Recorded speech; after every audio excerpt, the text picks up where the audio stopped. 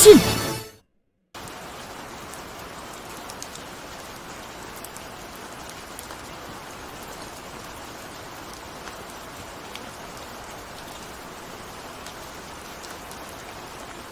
Siapkan diri kalian untuk menyimak bahasan di episode kali ini. Karena ini adalah episode yang sudah ditunggu-tunggu, di mana highlight utamanya adalah debut dari Final Form Gachard, yaitu Kamen Rider Rainbow Gachard. Bagaimanakah soal prosesnya, bagaimanakah fight-nya, dan bagaimana faktor-faktor pendukung lainnya di episode debutnya ini? Silakan simak bahasannya sampai beres ya. Dan juga ikutan diskusi juga ya, buat ikut ngomentarin debut dari Rainbow Gachard ini. Jadi langsung aja guys, kita bahas di Kamen Rider Gachard episode 38. Menyambung setelah Hoppawan dijadikan amalgam ya oleh Gigis, dan mau nggak mau itu dihancurkan oleh si Hotaro ya. Gara-gara siapa ya? Gara-gara si bocil itu juga ya. Jadi rencana Gigis di sini ya hampir berhasil ya, di mana Hotaro yang sedang terpuruk dan hancur-hancurnya akan hal ini dapat menjadi sarana dan jalan mulus untuk mengubah telur yang ada dalam dirinya itu langsung menjadi amalgam. Ini udah terang-terangan disebutin sama Gigis ya, bahwa siasat dia itu seperti ini. Jadi ingat teori dan juga kejadian sebelumnya, ketika telurnya itu mau diambil langsung sama Gigis itu ya gagal ya. Ini karena pengaruh chemistry dan juga ikatan yang dibangun oleh Hotaro dengan para kemi sejauh ini tuh sudah terjalin dengan sangat kuat.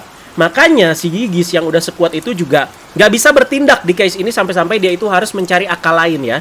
Nah ternyata keberadaan telur ini tuh sudah diketahui oleh para alkemis lain seperti Bukyoka dan juga Minato Sensei, dimana telur ini tuh diidentifikasi sebagai kemi ke-101 ya. Jadi soal ini tuh membenarkan deskripsinya yang pernah ada sejak rumor jauh-jauh hari. Dimana soal ini juga membuat kita bertanya-tanya pertama kali gitu ya. Kok 101 berasa nanggung, lu kira 101 Dalmatian gitu ya. Tapi emang angka ini tuh yang membuat keberadaan kemi ini tuh jadi spesial sendiri ya.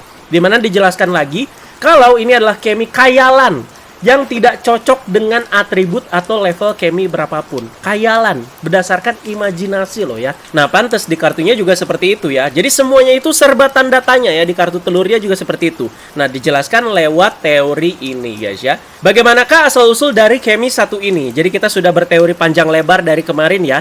Gimana caranya Hotaro yang manusia biasa tiba-tiba bertelur ya. Jadi terus ada dugaan juga jangan-jangan Hotaro adalah kemi dan juga sebagainya. Ternyata ada andil Bapak Fugakudo di sini sebagai pencipta dari Gachard Driver, di mana si Bapak yang memasukkan kemi ke-101 ini ke dalam drivernya Hotaro. Nah, untuk tujuannya sih sepertinya sih ya untuk melindungi Hotaronya sendiri gitu ya. Tapi yang Anda pertanyakan itu kan telur itu ditanamnya di dalam driver kan, menurut teori yang dijelaskan di sini ya. Nah, gimana caranya kemarin-kemarin pas mau direbut sama Gigis udah ada dalam perutnya Hotaro ya. Jadi beda case kalau Gigis itu mau rebutnya itu di situasi Hotaro yang lagi dalam human form tapi lagi pakai Gachard drivernya. Nah, ngerti kan ya? Dan jika kita selaraskan dengan teori sebelumnya, si telur kemi ini juga ikut berkembang bersamaan dengan perkembangannya Hotaro juga. Seperti itu ya. Jadi POV Hotaro yang ada di dalam telur ini diceritakan dia yang ada di dalam dirinya sendiri. Karena telur ini ya ada di dalam dirinya. Ngerti kan ya? Nah, dimana di sini juga jadi momen perkenalan antara Hotaro dan juga si telur satu ini, yang Hotaro sih manggilnya itu Tamagon ya. Si Tamagon ini juga nggak ada indikasi jahat ataupun seperti kemi liar dan sejenisnya ya. Justru dia itu sudah sangat lama mengawasi Hotaro lewat Gachard Driver dengan tujuan untuk melindungi Hotaro ya. Si telur juga bilang di posisi Hotaro sekarang, dia itu ada di dalam tempat yang aman. Gak akan ada gangguan dan bebas meluapkan semua emosi yang dia punya. Nah, ingat sekali lagi, case-nya ini tuh ada di dalam diri Hotaro sendiri, walau terlihat seperti ada di dalam telurnya. Nah, disinilah prosesnya. Jadi menurut Anda soal ini cukup deep ya. Jadi soal prosesnya itu terjadi dengan adem dan tanpa keributan-keributan yang nggak penting, tanpa konflik dan segala macam ya. Jadi eksekusinya ya cukup menarik kalau buat Anda pribadi. Jadi nilai dari formnya yang mengutamakan di keindahannya juga ya cukup masuk ya, yaitu si Rainbow Gachard yang Anda omongin di sini. Walau sama-sama adem, tapi Hotaro dan juga Tamagon ya tetap bisa ngasih poin dan juga subjektivitas masing-masing ya. Dimana soal ini percakapannya cukup dalam ya, dimana semua itu dieksekusi secara senyap, nggak pakai BGM ya, yang mendayu-dayu gitu. Enggak teman-teman ya, yang kemungkinan besar ya, kalau misalkan dipakein seperti itu ya bisa mengalihkan juga. Ini keputusan bagus ya. Ya kayak kita aja gimana merenung perihal diri sendiri ya. Nah inilah momennya ya. Salah satu prosesnya di awal dengan cara mengapresiasi perjuangan Hotaro dan para kemi yang sudah berjuang dengan sangat baik. Dari sisi Tamagon, dia itu lebih menghimbau Hotaro itu ya buat seakan-akan ya udah let it go aja. Buat apa sih bertarung? Buat apa sih mati-matian? Lagian Hotaro itu kan ya cuman siswa SMA biasa yang dipercayakan sama gacha driver. Dan secara kemampuan dia juga yang nggak ada bakat di alkimia sama sekali, bener-bener newbie ya. Nah ini nih kata-kata dari Tamagon ini yang bikin Ana yang nonton juga jadi ikutan mikir dan cukup merenung loh ya. Makanya Tamagon juga menghimbau Hotaro ya buat let it go gitu ya. Udah di sini aja, udah diem kita ya, jangan ngapa-ngapain dan jangan keluar. Jadi telur ini tuh bener-bener ngebatasin semuanya sama dunia luar ya. Karena si Tamagon juga seperti ini secara personality. Tapi yang Ana tangkep lebih ke rasa takutnya di sini ya. Tamagon takut kalau hendak dilahirkan atau bisa dibilang menetas dari si telur ini. Pokoknya kalau dia terlahir lah ya. Jadi Tamagon juga takut untuk keluar karena banyak melihat Kemi yang hanya dijadikan alat, diinjak-injak, bahkan dijadikan amalgam. Nah, si Tamagon itu takut akan hal ini. Makanya ya udah di sini aja diem gitu ya. Lagian nggak akan ada yang gangguin juga ya. Nah, karena ini ada di dalam dirinya Hotaro, semua yang Hotaro bayangkan ini bisa terwujud. Salah satunya adalah saat dia lapar dan diberikan omurice oleh si ibunya. Jadi ini berbicara juga soal pelangi yang menjadi simbol imajinasi guys ya. Nah simpelnya kayak apa? Kayak episode SpongeBob tuh ya. Yang dia itu sama Patrick main di dalam dus itu. Nah ini kan soal imajinasinya guys ya. Exactly, dalam dus itu seperti ada dalam dirinya Hotaro ya. Jadi SpongeBob dan Patrick itu bisa sebebas mungkin gitu melakukan apa yang mereka ingin lakukan berdasarkan imajinasi mereka. Cuman di sini penerapannya ya lebih deep. Di situ Ana kasih contoh simpelnya aja ya. Sama case-nya ya.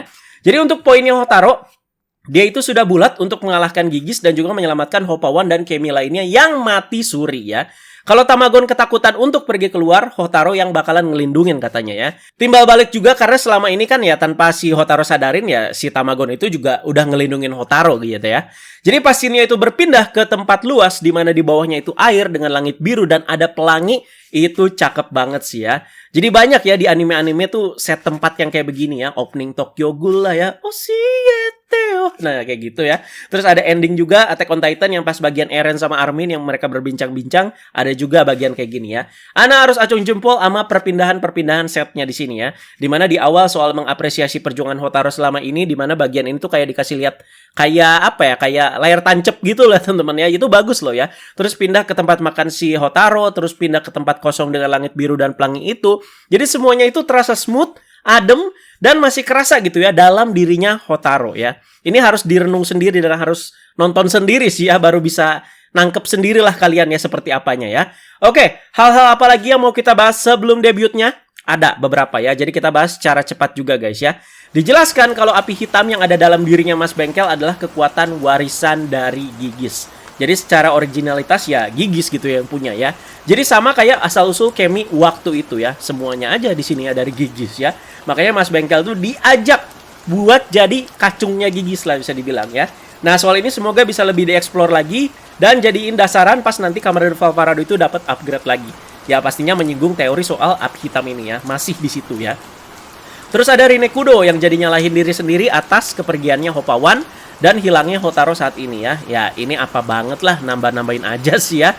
Jujur Ana juga kaget gitu sebagai penonton tiba-tiba Rinekudo sampai ngomong kayak begini ya. Hah? Kenapa tiba-tiba lo ngomong kayak begini gitu ya. Jadi kayak Gen Z overthinking banget ya.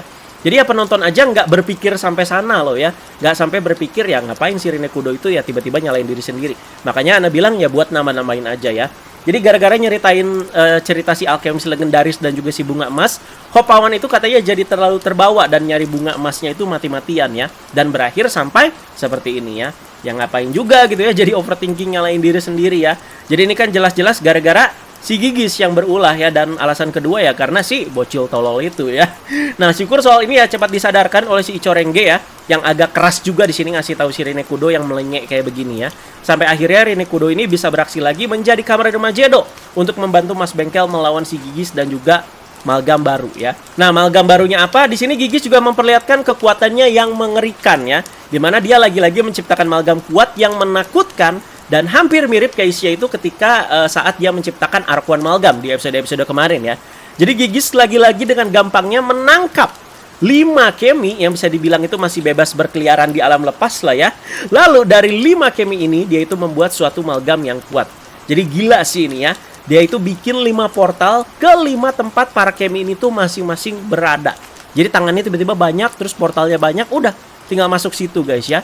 Nah terus dengan gampangnya udah ditangkep guys ya. Jadi kayak si Gokigen Meteon waktu itu tuh ya. Cuman ini 5 biji loh ya.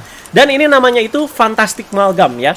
Nah, yang terciptanya itu dari 5 kemi, yaitu Macentaurus, Van Fenrir, Haodin, Gingryphon, dan juga Don Poseidon. Pas Anda nonton bagian ini ada rasa-rasa kecewanya sedikit sih ya. Kenapa guys? Jadi kayak udah tahu gitu. Oh, ini tuh yang bakalan jadi samsak di debutnya Rainbow Gachard nanti. Bukan Gigis. Padahal kita juga udah sangat-sangat menantikan gitu ya. Wah, kapan nih Gigis jadi samsaknya si Gachard gitu ya. Ternyata di sini kita dihadirkannya sama si Fantastic Malgam dulu. Dan juga walaupun prosesnya terlihat mengerikan gitu ya. Wah, dari 5 kemi ini bisa jadi lebih kuat juga dari Arcuan Malgam gitu. Tapi dengan gampangnya ya pasti kalah gitu ya. Oke, langsung aja kita ke highlight yang ada di episode ini ya. Jadi momennya itu terjadi ketika Mas Bengkel dan Rinekode itu sudah kalah ya. Dan Hotaru secara heroik itu datang bersama si Tamagon. Jadi kedatangan Hotaru yang diiringi pelangi juga langsung menghentikan hujan yang begitu deras sebelumnya ya. Di scene terakhir kalau kalian lihat, akhirnya Tamagon itu menyetujui ajakannya si Hotaru ya. Dilanjut dengan rumus alkimia yang muncul dan Tamagon itu berubah menjadi kartu. Nah, ini kartu yang ada di phase 4 ya. Dan dimasukkan ke Gachard Drivernya Hotaru. Barulah Hotaru itu keluar dari dalam telurnya, atau bisa dibilang dia keluar dari dalam dirinya sendiri ya. Nah, untuk Tamagon ini pertama kali dia keluar berarti case-nya ya. Dan langsung menetas menjadi naga kemi super lucu bernama Nijigon. Nah, kalau Hotaru itu suka ngomongnya gacha ya teman-teman, si Nijigon ini ngomongnya ganca.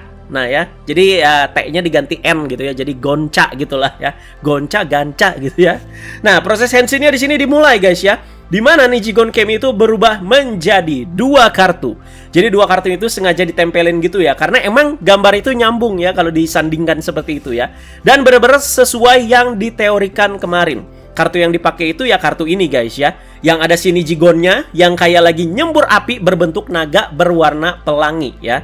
Yang agak Anda sayangkan, 2 kartu ini ketika dimasukkan ke Gachard Driver suaranya itu malah ekstra dan juga spesial. Aduh, sayang banget ya. Berasa jadi kayak di spin-off atau VC Next gitu ya, suaranya tuh kayak begini ya.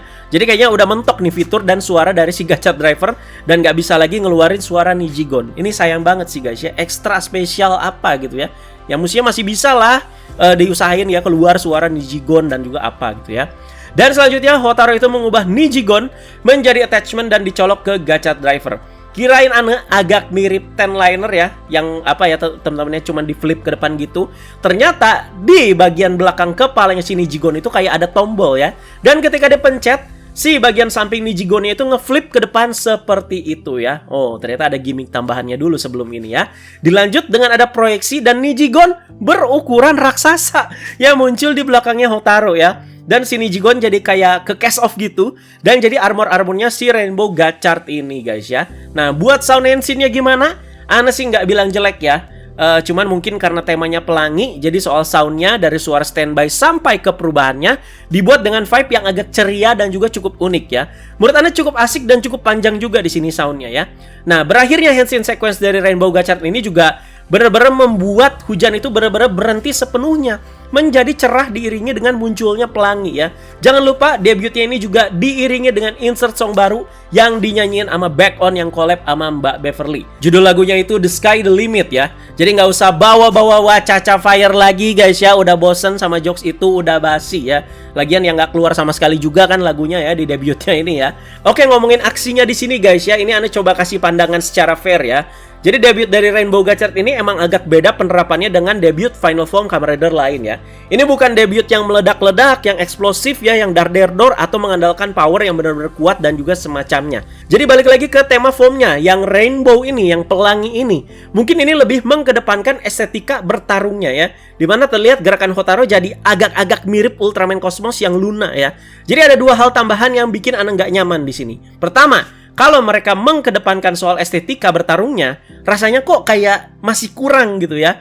Jadi efek-efeknya itu kurang kurang rainbow banget gitu ya. Apalagi pas bagian Hotaru loncat-loncat manja itu tiba-tiba ada semacam suara tangga nada gitu kan ya. Nah, bikin kayak gitu ya, ada efek pas kakinya itu mijak-mijak gitu ya. Ini berasa aneh banget gitu ya, kayak loncat-loncat kayak ngindarin becek gitu mah Pak ya. Dan kedua, kemampuan alkemis Hotaru baru bisa dipakai secara maksimal di sini. Ini faktor yang membuat debutnya Rainbow Gachard jadi agak kurang spesial menurut Ana ya. Ngapain ngasih lihat kemampuan basic dari seorang alkemis di dunianya Gachard ya? Bahkan pas debut Gachard di summer movie-nya Gits, Hotaru itu mencampurkan fight-nya dengan kemampuan alkimianya, yang seakan dia itu udah cukup mahir dan gak bego-bego amat gitu ya. Dan di sini baru diliatin, wah akhirnya nih Hotaru bisa pakai alkimianya. Jadi kemampuan ini berasa kayak jadi skill terpisah gitu ya, dan bukan bagian dari si Rainbow Gachard-nya ya. Dan tambahan lainnya, Ana nggak terlalu terkesima juga sama koreografinya di sini. Jadi ya debutnya not for everyone lah ya. Kekurangannya ada, tapi Ana juga coba telaah soal eksekusinya yang mungkin lebih ke estetikanya guys ya, dibanding ya full hate doang. Enggak teman-teman ya. Tapi kalau ngomongin soal overall ya sorry to say ini agak sedikit kurang teman-teman ya. Jadi ya durasi dan pacing menurut Ana untuk episodenya sudah oke, nggak kayak terburu-buru. Proses juga ya masih bisa diterima lah ya. Jadi Ana sampai breakdown juga beberapa poinnya, tapi untuk debutnya menurut Ana sih ya gitulah ya. Jadi fight-nya diakhiri tentunya dengan rider kick bernama Rainbow Fever ya. Ya oke lah ya rider kick-nya ya, dimana Rainbow Gachard jadi punya proyeksi dari berbagai macam warna pelangi, dan setiap proyeksi yang cloningan lah bisa dibilang ya, proyeksi cloningan ini yang warnanya beda-beda ini tuh nge-rider kick satu-satu ya. Dan ini juga sesuai bayangan Ana sih teman-teman ya, dimana rider kicknya itu akan membentuk seperti sebuah lintasan pelangi. Jadi damage-nya tuh double ya, karena setiap proyeksi cloningan itu nendang. Dan juga ya tadi teman-teman ya, kayak ada suara tangga nada lagi ya, tung tung tung tung tung. Nah gitu. Jadi Amalgamnya dikalahkan dan Hotaru mendapatkan 5 kartu Kemi sekaligus ya. Jadi dapat teman baru juga di sini Hotaru, yaitu si Nijigon. Menurut Ana si Nijigonnya ini lucu ya. Jadi matanya yang kayak Agumon itu ya yang bikin kasihan ya. Udah Hoppawan kasihan, sekarang Nijigon kasihan juga ya. Nah ngomongin Hoppawan, secara mengejutkan akhirnya dia kembali lagi guys ya. Hoppawan berlari ke arah Hotaru sambil masih membawa bunga kuning yang dari kemarin dia itu mau bawa. Wah di sini pecah sih, nangis loh Ana ya. Jadi episode kemarin pas Hoppawan mati dalam tanda kutip ya, Ana masih bisa tahan lah ya, soalnya mixed feeling juga ya, karena ada rasa-rasa kesel sama si Gigis dan juga si bocil kematian teman-teman ya. Nah sedih sih sedih gitu ya, tapi ada campuran amarahnya. Sedangkan yang ini sih lebih ke terharu gitu ya, ada goals yang tercapai ya. Dan jangan lupakan juga N-Trooper dan juga Skyboss juga di sini ikut pulih. Jadi setelah Henshin tadi, aksi pertama yang dilakukan oleh Rainbow Gachard adalah menghidupkan dan memberikan warna kepada para Kemi yang mati suri ini. Udah sesimpel itu aja ya. Dan sesuai tebakan juga lah ya, para Kemi yang pucat dan ngeblank ini yang karena mati ini ya diberikan warnanya kembali oleh si Rainbow Gachard guys ya. Jadi kita tunggulah nanti kesinambungannya dengan art yang ada di Rainbow Kemi Trading Card Phase 4, dimana para Kemi ini kan udah warnanya rainbow semua. Apakah nanti bakalan keluar juga tuh ya kartu yang versi itu di filmnya ini ya guys ya. The good-nya lagi sebelum debut, set hujannya di sini benar-benar ditekankan guys ya, untuk menambahkan suasana suram ya. Jadi ya itu logo Gachardnya juga sampai dibikin abu-abu gitu ya setelah guntur ya. Ya sesuai pepatahnya itu dapat banget teman-teman ya, akan ada pelangi indah sesudah hujan badai. Tapi menurut Ana sayang sekali situasinya itu menurut Ana di episode ini nggak segenting itu sih, nggak tahu kenapa guys ya. Walaupun secara set menurut Ana udah bagus, dibikin suram banget dengan hujan yang terus-terusan gitu ya. Nah tentu Ana masih belum puas dengan aksi dari si Rainbow Gachard ini ya, karena minggu depan masih akan ada aksi dari Rainbow Gachard dan juga dia akan memperlihatkan kemampuan lainnya. Kalau di preview kita bisa lihat di mana Rainbow Gachard itu bisa memunculkan form-form Gachard lainnya untuk membantunya dalam pertarungan. Ini jadi kayak Kamen Rider Legend guys ya, jadi kayak macam Rider Bot gitu. Jadi mari kita saksikan lagi aksinya minggu depan guys ya. Episode minggu depan bakalan cooldown, tapi highlight utamanya yang tetap ada di Rainbow Gachard. Jadi kita nantikan juga apa aksi dari Gigis selanjutnya nih ya. Dan buat kalian silakan komentarin juga selengkap mungkin mengenai debut dari Final Form Gachard 1 ini, yaitu Rainbow Gachard. Siapa tahu ada poin-poin dan pemikiran yang unik juga nih dari kalian guys ya. Pastinya Anda bakalan baca komentar-komentar dari kalian semua guys ya. Oke, jangan lupa komen mengenai debutnya. Di sini Ana udah breakdown dan juga bahas selengkap mungkin. Terima kasih banyak yang sudah mendengarkan sampai habis ya. Kita bertemu di episode selanjutnya. Gachard 39 akan ada kejutan apa lagi teman-teman ya. Oke, segitu aja. Ditunggu juga untuk update-update lainnya. Teman-teman jangan lupa like, share, juga subscribe. Bye-bye guys.